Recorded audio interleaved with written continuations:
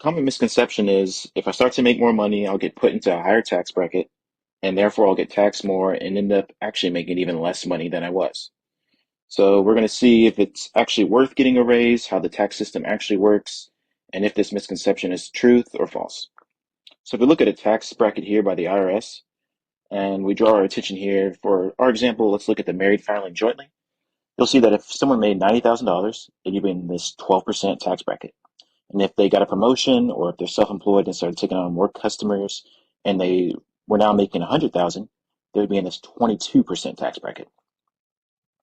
So if we go through a misconception example here, this $90,000 would get taxed at a 12% rate, giving you your taxes at $10,800, you would make $79,200 after taxes. And with a $100,000 income, you're now in this 22% tax bracket, getting $22,000 in taxes and actually making less at the end of it. Now, luckily, this is not how the tax system is designed. And so let's break it down a little bit more and simplify it to kind of show how it works.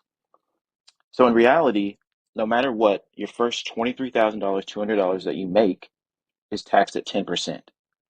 And that would give you this $2,320. And then the next portion of your income from that 23,200 all the way up to 94,300 is taxed at 12%, which is how you get this $8,532. Then the example that we looked at, if you made $100,000, just that portion from $94,300 all the way to $100,000 is taxed at 22%.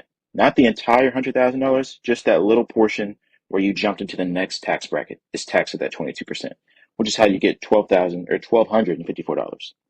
So if we go back to our example and we could correct our errors here, you'll see that for this $90,000 income, just that $23,200 to start is taxed at 10%.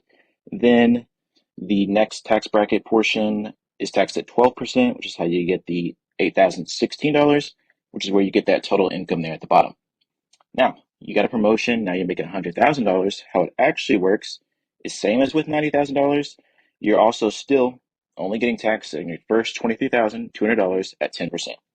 The next portion at 12%, and then that final portion there is how you get to that $1,254. You're just taxed at 22% for that little more that you jump to the next tax bracket.